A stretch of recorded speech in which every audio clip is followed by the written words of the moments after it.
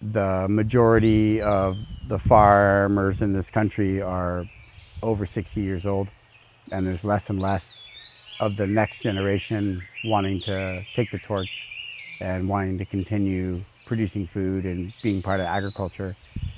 In Hawaii, we lost over 50 farms in the last 2 years, and across the nation, it's significantly more. I was horrified to find out back in 2020 that about 85% of our food comes from mainland, and that just is not sustainable. It is ridiculous. And I'd always grown up with vegetable gardens when I was a kid. I tried to grow my own vegetables. That was hard.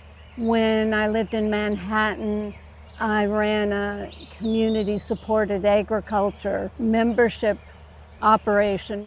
We pay a membership to an organic farmer. They deliver to us. It was awesome.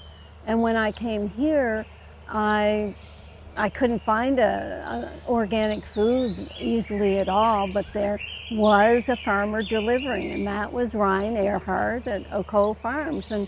And he came and delivered food, and he was amazing, and we talked about how much we needed better farming, better organic farming, better foods for the whole of Hawaii. So I started saying to him, I want to help. I have a business, I'd like to support the farm. He didn't really believe me. And then one day he said, I can't even get a loan for an $80,000 tractor from Italy, because what kills farmers is when we're on a slant, you go up to the slant and then you turn around and the tractor falls on the farmers and kills them. Italian tractors that he wanted, they had a swivel cab. So he'd swivel the cab and come back down. And I said, I'll give you the money. Little tractor storage over here is a great little overhang, kind of keep the sun and the rain off. There's one of our Carrero tractors from Italy. It's a great tractor. That's our most powerful tractor right there, 91 horsepower. So that's how we started. And then I started lending large amounts of money at a very low interest. It's the only way we've been able to maintain this whole farming business. So super grateful for all the people that support us, like Carolyn, who believe in us as well. I do believe and give credit to our local governments, as well as the state and the county, as well as the federal government, have all been very supportive at all the levels. Our tax dollars, collective tax dollars, as you will, percentage does go to support agriculture and farming and the things that we're doing. And we've been able to get, we wouldn't have been able to buy this farm. I don't believe we would be here without the federal government stepping up where no other bank would, to give us, that saying that they believe in us, and that they value what we're doing enough to take the risk of, loaning us money so we could purchase this land and continue this vision. And on the state level, they believed in us too. It was like we have lost over $1 million to the deer, and now, they were able to give us a low interest loan to be able to secure our property with fencing to keep the deer out. And then also, at the county level, we've been able to get grants to support, purchasing equipment that helps us to be sustainable, like whether that be solar panels and batteries, new equipment to help us make our farming operation more efficient. And we've also been blessed by getting private grants as well. So I think we're out there enough, and people are seeing what we're doing, and So there's a lot of people have resources that want to support, and so I'm honored that you know private individuals can choose to give us grants or donations because they see the benefit in what we're doing. And we've been doing a lot of field trips and trying to inspire the next generation of farmers, be it, third graders or middle schoolers or high schoolers, or even young farmers taking a class through the college. Well, what's important about sharing organic farming and information with young people? I see it at the market. We have a market in Wailea every Tuesday, and people don't know anything about the food or what to do with it. They're so far removed from the farm and the farmers. So part of what we're doing with Paragenius is helping to fund young people in their schools coming here classroom by classroom and having the farmer, Ryan Earhart. Seriously, I've gone on this tour so many times. He never says the same thing twice. He will look at a plant and talk about it for 15 minutes and another one and another one. I learn so much every time. And this is what the children learn. And I think it brings them closer to the land. And maybe, we hope and pray that some of these children will become farmers.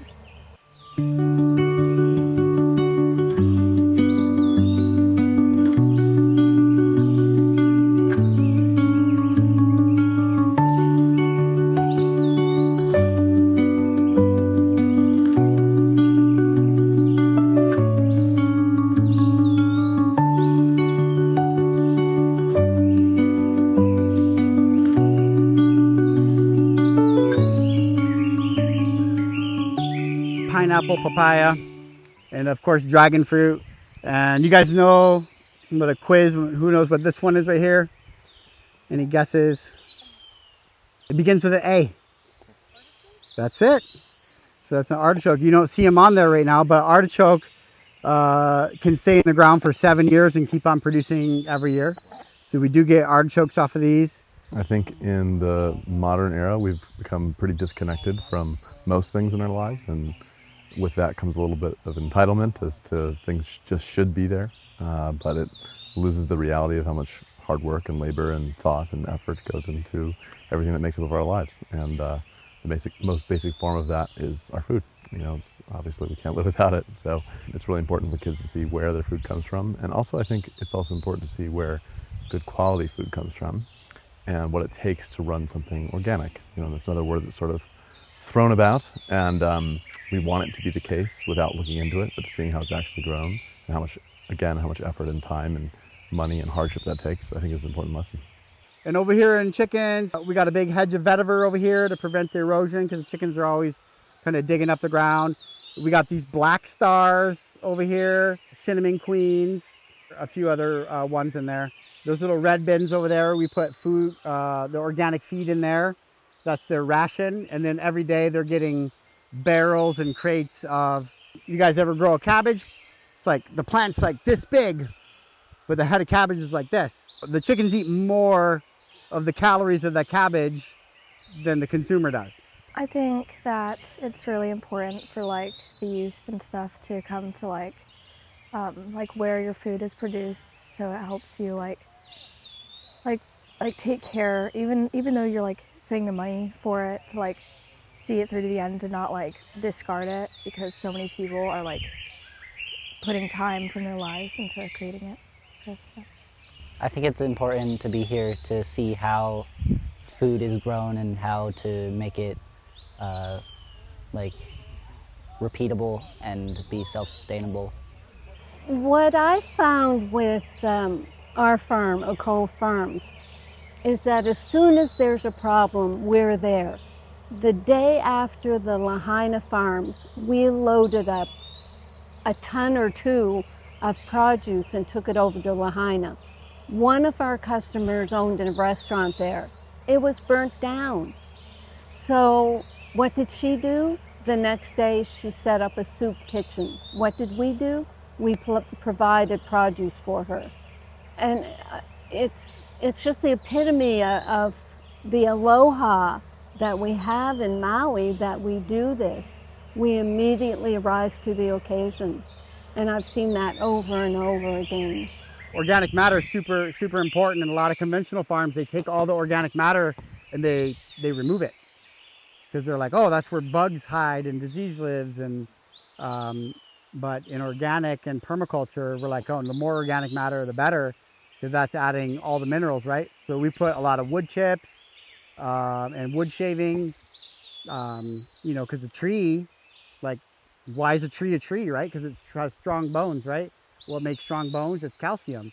There's actually all kinds of minerals, like in you know, woods, and especially hardwoods. So, you know, we're able to give that back. It's one of the one of the heaviest volume amendments that we put on the farm would be, you know, wood shavings and wood chips. And so we actually, that's part of our composting process, is we take all these wood shavings and we put them underneath the chickens, where the chickens roost.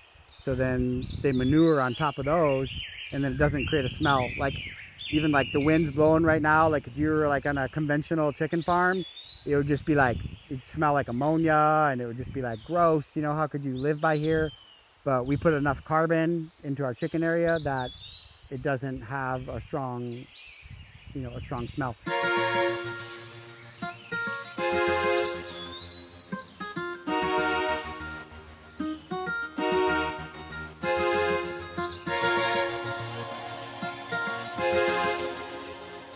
I had no idea how much work it took in just like preparing the soil.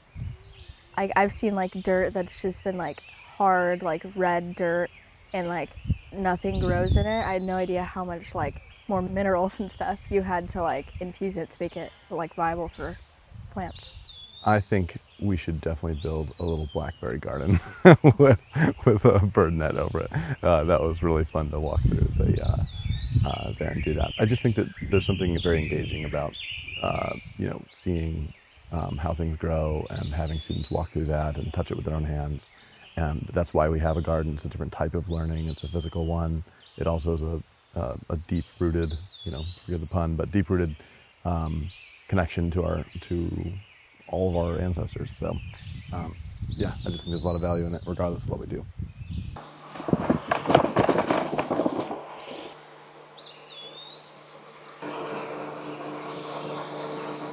Well, I really learned, I think it was the after harvesting process of like bathing the produce and stuff to keep them good for longer, to have a longer shelf life.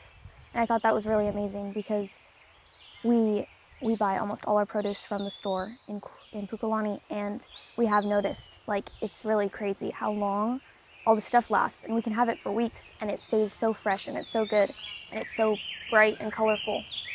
So that was really interesting. They all eat and they all live here in this beautiful little island. That's such a good example of a microcosm and a macrocosm, where they can see the origins of where they're getting their food.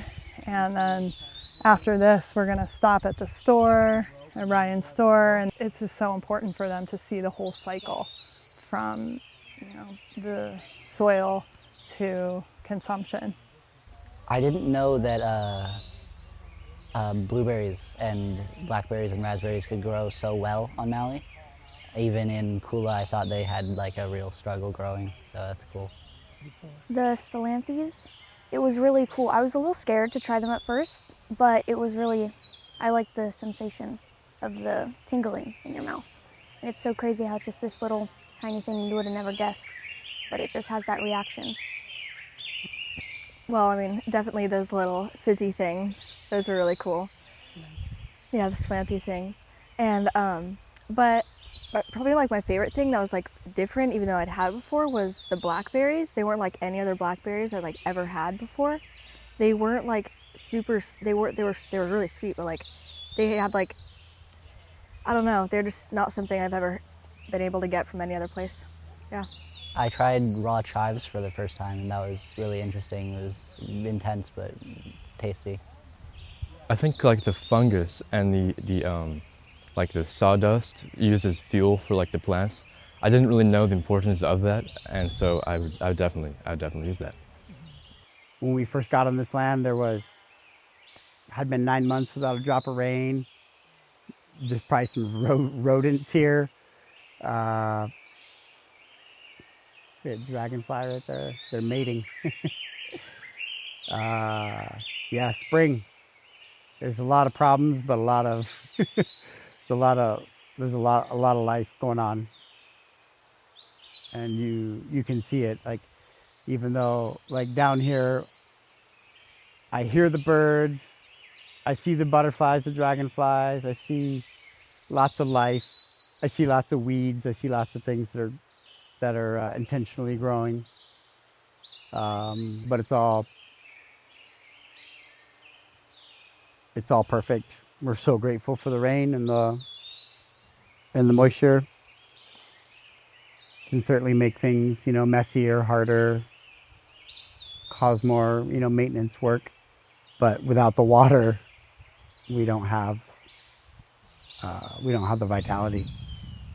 So this is a great time of year.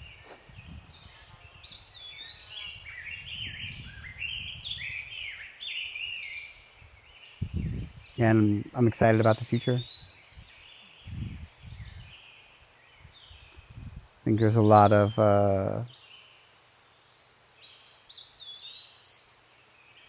things to be concerned and worried about on a worldwide level. But I've always believed that the concept that Gandhi popularized of being the change that you want to see in the world.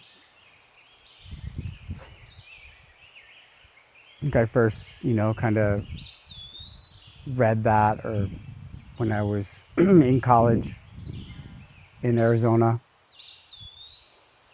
and it just really made a lot of sense to me about not wanting to be anti something, not to spend my hours and my energy to be protesting what I don't want. That it's much better use of my time to do something that I want to see more of, to be the example. Because if you can demonstrate it, then it's been demonstrated by others. So then I'm also demonstrating it so that the next generation can continue to do the same. So there could be more things that we're happy about and excited about and grateful for, because it's all around us. We just seem to remember.